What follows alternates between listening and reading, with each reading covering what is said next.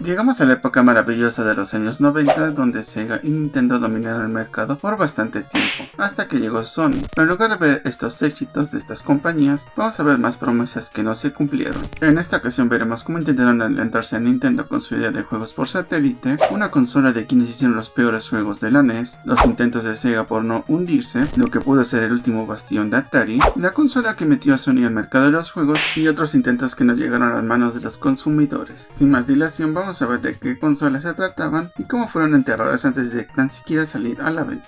Esta consola intentó ser el primer sistema satelital para videojuegos mucho antes que Nintendo y el Satellaview. Taito, en alianza con JCB, dueños del canal satelital WoW, junto con el editor de software ASCII Corporation, no confundir con el estándar del mismo nombre, creó una consola de 16 bits basada en el hardware de las arcades Taito F3 y con soporte para juegos en CD-ROM. Esto lo hubiese convertido en la primera consola de 32 bits con soporte de CD-ROM, adelantándose a la Amiga CD32. Esto le permitiría tener conversiones de juegos de arcade lo más fiel posible, algo que ya hacía la Neo Geo AES. Aquí lo que más destaca de esta consola era pagando una cuota mensual, se tenía la posibilidad de descargar juegos por medio de una conexión satelital, la cual utilizaría la misma red satelital en la que se transmitía el canal WoW. Voy a explicar de manera sencilla cómo funcionaba este sistema satelital. Lo que hacía Taito era mandar los datos del juego a una base satelital de JCB, de ahí se enviaban al satélite y luego el receptor de la WoW detectaría los datos y los almacenaría en una memoria, y una vez descargado ya se podría jugar.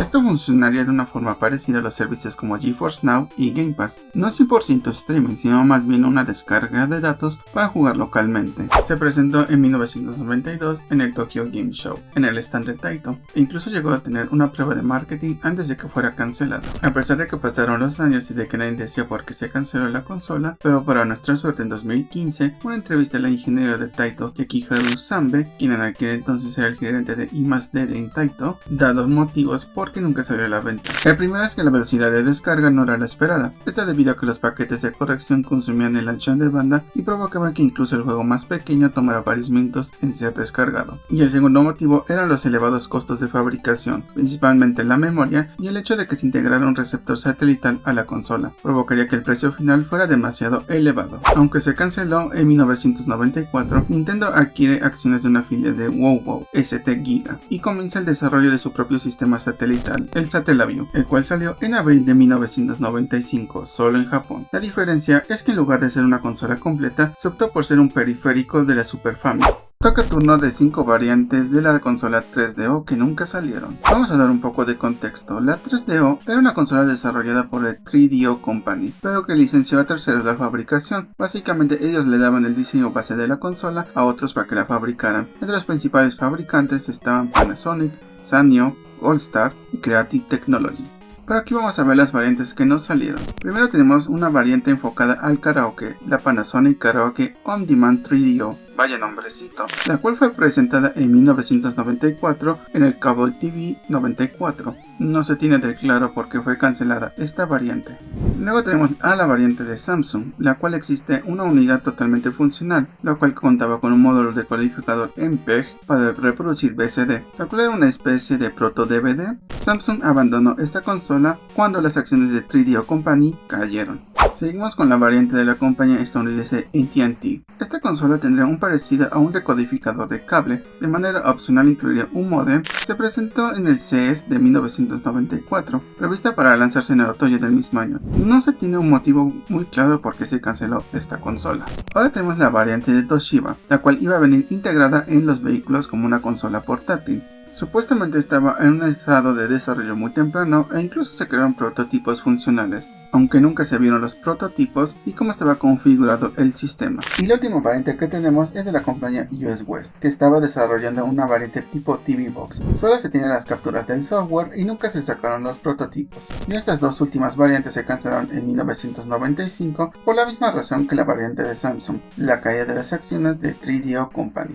Y ya que estamos hablando de la 3DO, veremos el monstruo que quiso desbancar a la PlayStation 1 y a la Nintendo 64. Esta consola comenzó su desarrollo como un añadido en forma de chip para la nada exitosa 3DO y posteriormente se convierte en una consola tal cual como fue mostrada en el E3 de 1995. The 3DO Company desarrolló el hardware de la mano de Dave Needle y de Robert Potamical como un periférico para la 3DO con los procesadores PowerPC personalizados. Vaya, ¿quién va a decir que compartiría tecnología de las Macintosh de la época? También iban a licenciar la producción de la consola a los diferentes fabricantes que ya iban fabricando las variantes de la 3DO, pero finalmente deciden venderle los derechos solo a Matsushita, o sea Panasonic, por la cantidad de unos 100.000 millones de dólares de la época.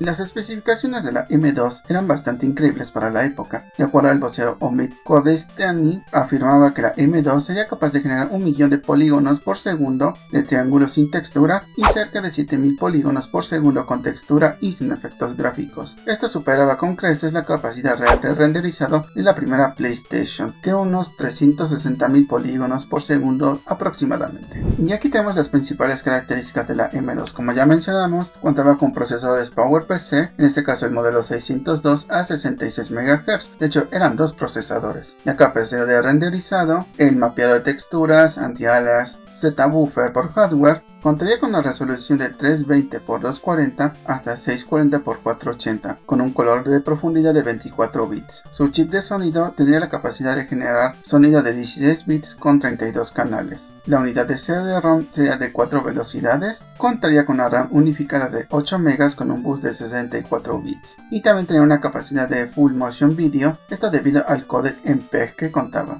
También contaría con memory cards de 128 KB hasta 32 MB de capacidad y un puerto de expansión PCMIA, posiblemente usado para modems, thread y otros periféricos. Esto lo hubiese convertido en la consola más poderosa de la quinta generación y a la vez la más cara. Ya se contaba con algunos juegos desarrollados, entre ellos un juego llamado D2, un juego de survival horror, que dicho juego terminó llegando a la Dreamcast, aunque este llegó a ser muy distinto de lo que ya se tenía para la M2. La versión para M2 era más un tipo de película interactiva y un juego de aventura, y un juego de carreras de Inside Racing, juego casi completo que de alguna forma la comunidad dedicada a esta consola que no salió logró hacerlo funcionar, así como muchos otros juegos. Se canceló en el año de 1997 porque ya había mucha competencia con la PlayStation 1 y la Saturn, y de la pronta salida de la Nintendo 64 en Estados Unidos, lo que complicaría las cosas para Panasonic. Aunque no se perdió del todo el hardware de la consola, se convirtió en kioscos de exhibición para autos, sistemas de visualización de bienes raíces y de cajeros automáticos y puntos de ventas. Pero vaya destino para una consola, algo aburrido, ¿no cree?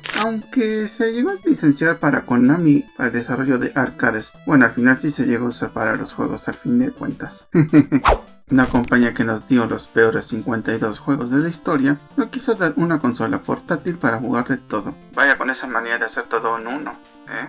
Después de lanzar los cartuchos de Action 52 para la NES y la Genesis, Active Enterprises buscó la forma de producir una versión para la Super Nintendo. Esta compañía trató de vender sus personajes insignia, los Cheetah-Men, con juguetes, series de televisión y más videojuegos. Vaya que querían que fueran como las Tortugas Ninja. Esta gente iba en serio a pesar de recibir críticas negativas por su Action 52. Y para demostrarlo que iban en serio, fabricarían su consola. Esto fue anunciado en el CES de 1994. Se tenía planeado que la Action Game Master fuera una portátil como la Game Boy y la Atari Lynx, pero prometiendo mucho más. Entre lo más relevante, sería una consola que tendría la capacidad de jugar juegos de la NES, Super NES, Genesis y juegos de CD-ROM. Todo esto por medio de adaptadores que se venderían por separado. Esto era un concepto muy similar a otra consola que ya vimos.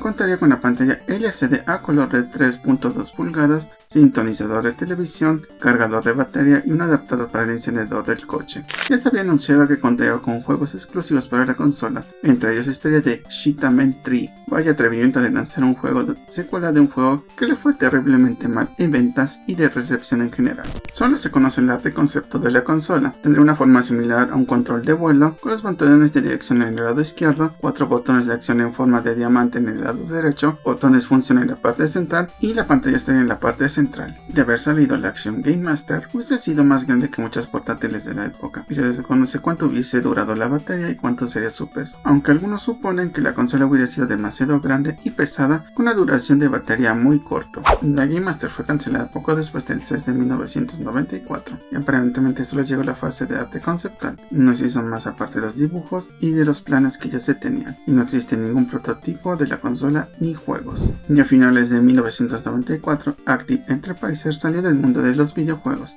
Este es posiblemente el mayor vaporware de los años 90. Como dice el dicho, mucho ruido y pocas nueces.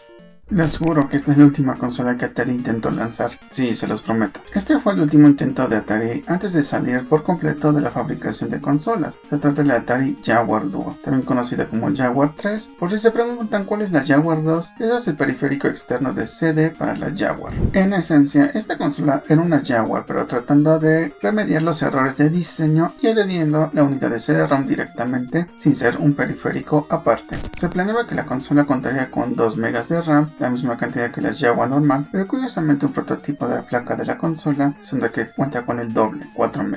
Y este mismo prototipo se nota que ya cuenta con el hardware para la unidad de CD-ROM. Pero entre que la consola en la que se basaba la Jaguar le iba terrible y de que Atari no pasaba por su mejor momento financiero, ya para finales del 95 se decidió dejar la Jaguar por completo por sus bajas ventas, lo cual terminó vendiendo las consolas que quedaron a precio de remate. Y muy posiblemente la Jaguar Duo se fue desechada en el proceso de dejar la Jaguar normal por completo, y de que Atari se fusionó con el fabricante privado de discos duros JST Incorporated. Créeme, es la primera vez que escucho de esta compañía, y encima esta compañía se murió unos años después de la fusión con Atari.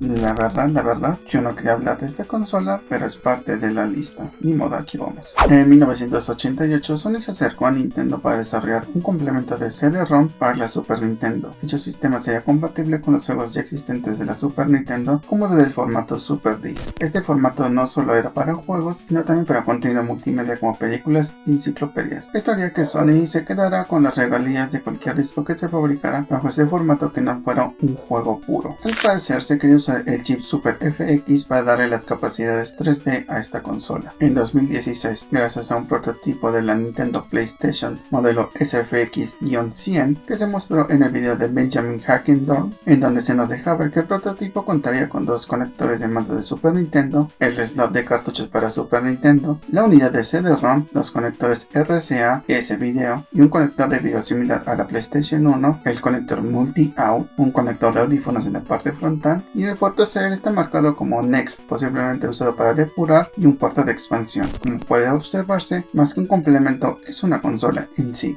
A pesar de ser presentada en el CES del 91 por parte de Sony, al día siguiente de la presentación de la consola, Nintendo anuncia que se aliaría con Philips para desarrollar el SNES CD System. Esto debido a que el acuerdo de Sony era muy abusivo, ya que Sony retendría todas las licencias y el control tecnológico de la consola. Como mencioné anteriormente, el formato Super CD no solo era para juegos, sino también para contenido multimedia, y este formato fue la principal amenaza para Nintendo y sus ingresos principales. Por lo que el sistema nunca se lanzó, pero eso no desmotivó a Sony. En cambio, provocó que entrara el mundo de los videojuegos, lanzando en 1994 su propia consola, la primera PlayStation, usando el conocimiento que adquirieron cuando desarrollaban la consola para Nintendo. Y bueno, ¿qué pasó con el acuerdo con Philips? Bueno, digamos que tampoco salió muy bien, y de la misma manera se canceló la propuesta que ellos tenían para Nintendo. Y antes de cancelar el acuerdo con Philips, esta saca 4 juegos con licencia de 2 de sus famosas IPs de Nintendo para la Philips CDI. Dios, estos juegos ya son un meme a esta altura. Vaya, ¿qué tenemos aquí? La versión portátil de la NES y no por parte de Nintendo. Pareciera que esto es una broma, pero no. En 1990, Paul Biederman tomó la placa base de la NES y la recortó para que se convirtiera en una consola portátil totalmente funcional en un tamaño de 3 pulgadas por 5 pulgadas, capaz de jugar casi todos los juegos de la NES, a excepto de los juegos que necesitarán la Zapper, ya que esta consola contaba con una pantalla LCD a color. Además contaba con los puertos para los mandos de la NES, aunque también existe una versión con los botones en la consola. Code trató de adquirir los derechos de fabricación con la ayuda de su compañía Biedermann Design Labs o BDL, pero Nintendo se negó rotundamente, ya que de haber aceptado esto afectaría las ventas de la NES y de la Game Boy. En esa época, diferentes revistas dedicadas a los videojuegos comentaron que ese sería el mayor error que podría haber cometido Nintendo, ya que según ellos la Atari Lynx superaría a la Game Boy en ventas. Vaya, ellos sí que tenían una percepción bien alterada de la realidad. Por si no lo saben, la Lynx fue una consola portátil que le fue muy mal y era un fracaso que tragaba baterías a lo desgraciado. Y aquí es donde entra Camerica, la empresa que fue un dolor de cabeza para Nintendo, porque esta empresa fue la que trajo el Game Genie de Codemasters a América. Tras su victoria en los tribunales, Camerica decidió apoyar a BDL a desarrollar y lanzar The Express, esto visto en una revista del EGS de 1991. Más adelante contaría con la capacidad de conectarse a la televisión y de jugar juegos de Game Boy, esto gracias a otro adaptador que creó BDL. The Express nunca salió a la venta por las presiones y demandas de Nintendo, aparte que BDL y Camerica ya habían gastado mucho en abogados y litigios, que finalmente hizo que Camerica quebrara y poniendo un fin a la consola. Resulta curioso que Camerica no fue vencido por el Game Genie, sino por una consola sin licencia. Ahora veremos el intento de convertir la Super Nintendo en una consola portátil, y por lo menos esta contaba con el respaldo de Nintendo. A principios de los años 90, Bandai se asoció con Nintendo para diseñar y producir una laptop capaz de jugar el catálogo de la Super Nintendo. En el año de 1993, tanto como en la E3 como en la Tokyo Game Show, Bandai presenta la Bandai HET, que significaría Home Entertainment Terminal. Esta contaba con una pantalla de apenas 4 pulgadas, sintonizador de TV, pero vaya manera de meterle todo esto a las portátiles. Una unidad de CD-ROM, capacidad de conectarse, otros periféricos como impresoras y modems. También contaba con los mandos de la Super Nintendo, pues estos eran rectangulares y se podían separar o dejar en la consola. Y obvio que tenía la ranura de los juegos de la Super Nintendo, esta cosa era el doble de grande del propio cartucho de la Super Nintendo. Solo se cuenta con la presentación que se realizó en el Tokyo Game Show, donde Bandai presentó la consola y un par de fotos donde se ve el funcionamiento y cómo era. Aunque no se tiene muy claro por qué se canceló esta consola, se especula que Nintendo dio marcha atrás para no afectar las ventas de su Game Boy. Y por lo que parece, también este fue otro intento de crear el Super Nintendo CD. Y uno pensando que solamente Sony y Philips se acercaron a Nintendo para desarrollar esta idea. Y venga, Sega nos intenta dar lo mejor de la Genesis, pero lamentablemente llegó muy tarde. Por allá del año 1995, diferentes revistas de videojuegos anunciaban que Sega iba a lanzar una consola que combinaría la Genesis con el periférico 32X. Como decían una de las revistas de ese entonces, el hongo negro, dejando una consola con diseño muy similar a la Genesis modelo 2, pero con la capacidad de jugar los juegos tanto del Genesis como del 32X. Y al parecer de cierta forma sería compatible con el Sega CD, aunque el diseño final de la Neptune no tiene el conector para este periférico. Esta idea surgió porque Sega admitió que era muy caro y problemático fabricar el 32X, por lo que se les ocurre combinar la consola con el periférico. Ellos pensaron que sería una mejor idea. Esto fue un intento de simplificar su línea de productos. Hay que recordar que en ese entonces no solo el Genesis estaba a la venta, sino que también el Sega CD, el 32X, la Nomad y la Game Gear. Sin embargo, cuando llegó el momento de crear un prototipo, la Sega Saturn ya estaba lista para salir a la venta. Sega pensó que los jugadores no estarían interesados en la Neptune y sería demasiado confuso, aunque a decir verdad la Saturn no le fue muy bien frente a la PlayStation 1 y la Nintendo 64. Solo se conocen algunos prototipos que actualmente se encuentran en museos, como uno que se encuentra en el Museo Nacional de Videojuegos de Estados Unidos. Y ya que estamos hablando de Sega, vamos a ver una variante de la Sega Saturn que es un rediseño por fuera y por dentro. La Sega Pluto fue por buena parte un misterio, hasta que en 2013 un ex empleado de Sega filtró los detalles del sistema al internet. La Pluto iba a ser la versión de coste reducido de la Saturn, pero con una diferencia: contaría con un modem Netlink integrado y un disco duro. De haber salido, esta consola hubiese sido la primera en tener soporte para conectarse a internet de fábrica y un disco duro también. Solo se conocen dos prototipos que se llegaron a fabricar, llamados Pluto 01 y Pluto 02, y posiblemente daten del año de 1996. Básicamente ambos prototipos se parecen, pero con unas pequeñas diferencias estéticas. La primera es que Pluto 02 tiene el texto de Sega Saturn escrito en la parte superior y Pluto 02 en la parte inferior de la carcasa, mientras que la Pluto 01 no tiene nada de eso. Ambas unidades cuentan con la BIOS americana, por lo que se presume que pudo haber sido un modelo solamente para el mercado de América del Norte. De acuerdo a la subasta posterior de la Pluto 01, se tienen las dimensiones del sistema, que son unos 22.86 cm por 35.50 2.56 centímetros por 8.89 centímetros y con el peso estimado de 2.28 kilos. Vaya que sí, esta consola estaba bastante grande, aún para los años 90, y gracias a un video publicado en YouTube en el año 2020 se descubrió lo siguiente. Por ejemplo, los componentes de fábrica de Saturn en lo que respecta al adaptador de corriente interno, una placa de base personalizada para Bluetooth número de serie 171-7211B y con la fecha de copyright Sega 1996. Un modem potenciado por el chipset Rockwell RCP288 DPI, modem típico de 28 kilobits, fabricado en 1995, y un disco duro de 2,5 pulgadas con la capacidad de 540 megas, cual era el típico Seagate ST9546A, algo bastante inusual para la época. A pesar de que ambas unidades cuentan con el modem y el disco duro, no se puede acceder a ellos de manera directa desde el BIOS de la consola, posiblemente requerirían algún tipo de CD o un cartucho de expansión. Se sabe muy poco por qué se canceló, aunque posiblemente Sega le dio prioridad a la Dreamcast y dejó a la Pluto de lado. Aparte, Sega decidió lanzar por separado el modem Netlink, por lo que la idea de una Saturn con modem no se descartó del todo, aunque llegó como un accesorio. Philips intentó traer una consola portátil con pantalla táctil años antes que Nintendo, y otra vez en el año 1995, el antiguo CEO de diseño de Philips, Stefano Marzano, decidió explorar la posibilidad de crear un dispositivo portátil que estuviera dirigido a las niñas de 4 a 12 años, aunque otras fuentes que consulté decían que era para niñas de 8 a 12 años. Esta idea se le ocurrió debido a que durante los años 90 había demasiados productos dirigidos únicamente para niños. Bajo el nombre de clave Kitcom, comenzó el desarrollo, usando el proceso del diseño de Philips High Design para crear el concepto que apelara a la audiencia a la que iba dirigida. Esto es, básicamente se le preguntó a las niñas que evaluaran el concepto y propusieran ideas. Este proceso se realizó en varias escuelas de los Países Bajos. Contaba con una pantalla monocromática táctil, un stylus, una pequeña bocina, comunicación por infrarrojos, era bastante grande para ser una PDA, no contaba con retroiluminación por lo que era muy difícil de ver a la luz del día, funcionaba con 4 pilas AA y también tenía un conector para adaptador de corriente de 6 voltios. Lamentablemente no se cuenta con el nombre del procesador y de cuánta RAM contaría.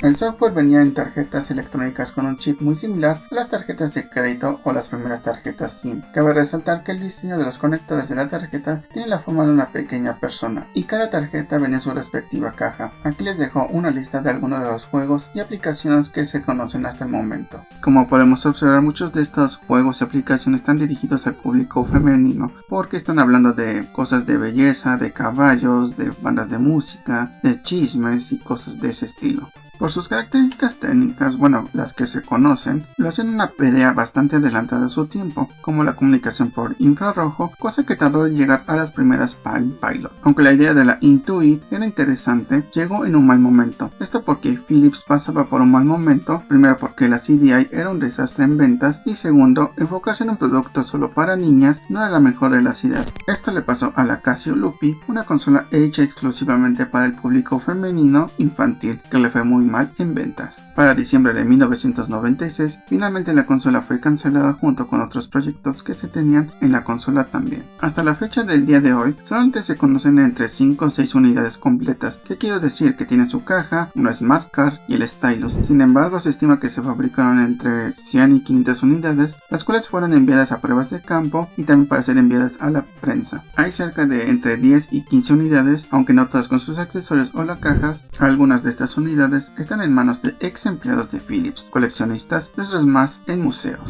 Aunque estos conceptos no llegaron a venderse a la gente, es interesante ver que varias de estas ideas se llegan a la actualidad, como el uso del disco óptico como medio de distribución de juegos, aunque ciertas consolas lo siguen utilizando al día de hoy, juego en línea, pantallas táctiles y entre otros muchos más. Han sido de los intentos más interesantes hasta el momento. Por cierto, te invito a comentar la consola que te pareció más interesante. A mí lo personal me gusta mucho la Taito Wow Wow. Eso de descargar un juego directo a la consola era un concepto bastante adelantado a su tiempo. Si quieres esperar por el siguiente video, te invito a que te suscribas a este canal, ya que voy a estar hablando de estas consolas que se cancelaron en la primera década de los años 2000. Por cierto, también te invito a ver el video anterior donde vimos varias de las consolas de Atari, y también te invito a darle un me gusta si te gustó, y si no, pues ahí está el otro botón, al parecer si sirve. Y antes de irme, también te dejo las fuentes de información utilizadas en este video, así que nos vemos en otra ocasión. Que tengas un bonito día, tarde o noche. Hasta luego.